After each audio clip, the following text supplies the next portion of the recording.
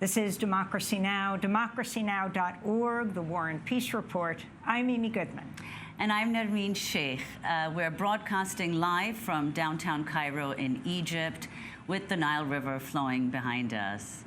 We begin today's show in Iran, where human rights authorities say the situation has become critical, with reports of dozens of children being killed, injured, and detained at recent anti-government demonstrations. The Office of the UN High Commissioner for Human Rights said Tuesday that worsening repression by Iranian security forces has led to a rising number of deaths, especially in Kurdish cities. This is spokesperson Jeremy Lawrence.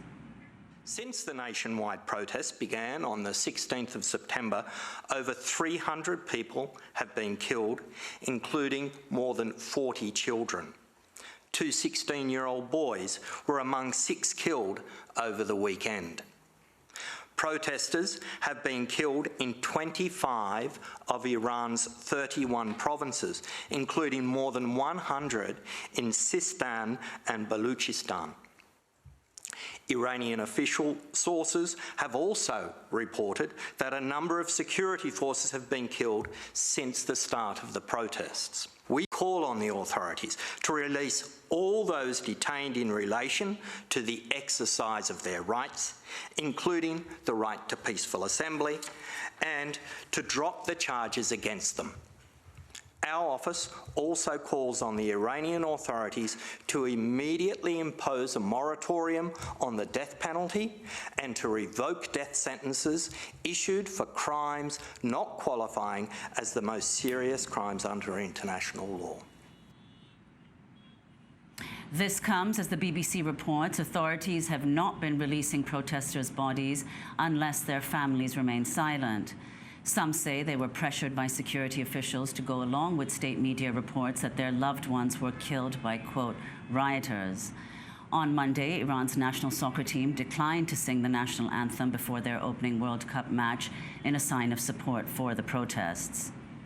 Meanwhile, on Sunday, 2 of Iran's most prominent actresses were arrested after they voiced support for anti-government protests and appeared in public without wearing a hijab, as required by law. Ahead of her arrest on Sunday, Hengame Ghaziani wrote, "Whatever happens, know that, as always, I will stand with the people of Iran. This may be my last post," she wrote. Kariyun Riahi was also arrested and accused of acting against Iran's authorities. CNN reports Iran's security forces are using sexual assaults of male and female activists to quell the protests. This week, the UN Human Rights Council in Geneva is set to hold a session on the protests with witnesses and victims in attendance, and will discuss a proposal to establish a fact-finding mission on the crackdown in Iran. Evidence of abuses could later be used in court. For more, we're joined by Nahid Siamdoust, assistant professor in Middle East and Media Studies at University of Texas in Austin, former journalist who's reported across the Middle East, including Iran. Welcome back to Democracy Now!, Professor. If you could start off by talking about the critical situation in Iran right now and also the escalating attacks by the Iranian government on Kurdish areas. Yes, in recent weeks, we've seen, especially within the Kurdish areas, Mahabad most recently, but Bukhan, Sanandaj, Saqqez, in all these cities, the Kurdish people have risen up, and people have risen up all over Iran, and the authorities are going very harshly against protesters. We see photo after photo on social media of people with, tens, sometimes hundreds of pellets in their bodies. Some of these people do not survive those shots, and as you already mentioned in your report, many of the people of the protesters who are killed are children. They're teenagers who've taken their lives into their hands and gone into the streets to protest their living conditions, the bleak future that they're looking into, and really asking for a different future. And could you explain specifically what is it, the relationship between Iran's central government and Kurdistan?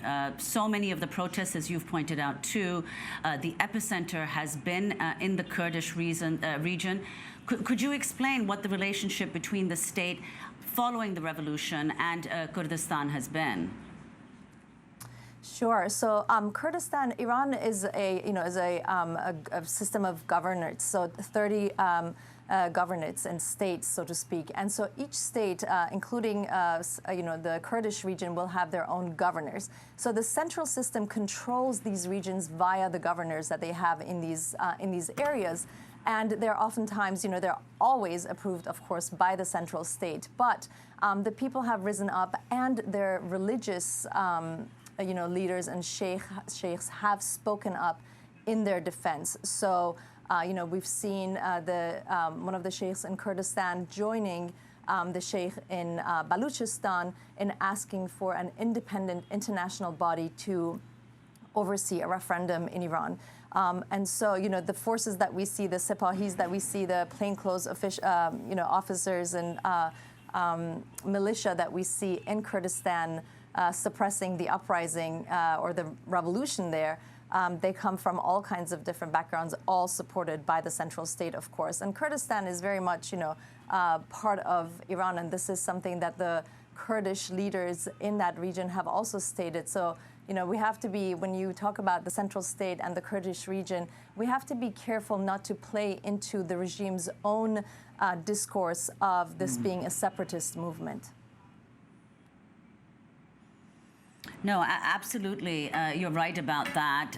And I wanted to say also, if you could comment, in addition to the reports that we're seeing now, and that we said a bit in our introduction, of the systematic use of sexual violence against prisoners, principally women protesters, but also men. What are you hearing about this on the ground? There have been reports widely publicized of attacks by security forces in public, but this is the first that we're hearing of attacks on prisoners, protesters who've been imprisoned. Right. So a couple of weeks ago, there was a video published of a woman sort of open in public being, touched absolutely inappropriately. And that set off conversations about what is actually happening in terms of the sexual abuse of these prisoners. And more recently, a couple of days ago, there was a report by CNN with, sort of women and others alleging that they've been sexually abused in these interrogation rooms. And we've seen other reports coming through on social media. The parents and the families of these detainees are very much pressured to keep silent. And so we don't really have a full account of what is happening in these interrogations. And we know they are abused physically, but the nature of the sexual abuse is something that still needs to really be narrated and come to the fore. Can you talk about the defiance of the Iranian people, the women who are leading these protests, and the significance of what's happening right now in Qatar with the Iranian soccer team refusing to sing the national anthem of Iran before the game?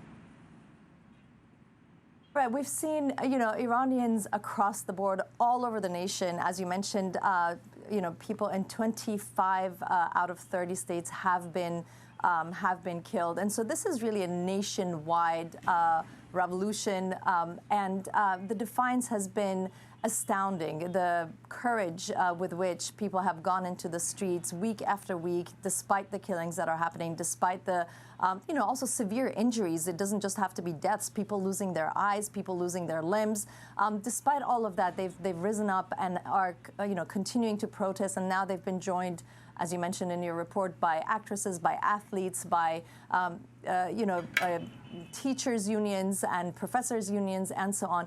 The Iran national team at the World Cup refused to sing the national anthem. However, they have not been fully supported by Iranians at large. It's a very contested field. There are some among Iranians who are supporting their national team, but there are many who are not, because the national team had a visit with the conservative president, Ebrahim Raisi, right before their departure. And Iranians did not like to see their national team sort of bowing and being friendly with a president whom they see as being at the head of the repressive government, not the state, that would be the supreme leader, but leading the charge against women, not least because since he took office, he promised to bring morality to the streets, and this wave of protests that we see was not least caused by a year-long of the morality police sort of upping the ante against women in public spaces. And so the national team meeting the president did not sit well with many Iranians, and they had a historical defeat at the World Cup, losing to England. Professor Siamdoust, you, among others, have pointed out, of course, that there have been many protests in recent years in Iran, starting, of course, with the 2009 protests, which is the time that we spoke to you on Democracy Now! But there is something, as you've said, qualitatively different about the protests that are now ongoing. Could you talk about what those differences are and how you see this playing out? Do you think, despite the brutality of the state response, that these protests will go on? Right. In 2009, which was the biggest protest movement since the 1979 revolution, we saw masses of people coming into the streets, and one of the biggest, there was perhaps 2 or 3 million people at once. But the nature of the slogans was still very much about reforming the system from within. We saw people engaging with the Islamic discourse of the government, right? Going to their rooftops and calling Allahu Akbar, calling God to sort of, bring forth that kind of, Islamic morality and decency, to bring the government into a motion of reforms. That is no longer the case. The revolution that we see now, and there's a lot of contestation around language as well. There are people who say we should no longer be calling this an uprising. This should definitely be called a revolution.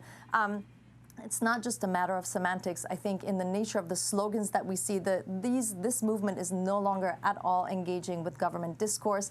There's no reference whatsoever to Islamic, sort of slogans or phrases that people had been using and the government itself had been using.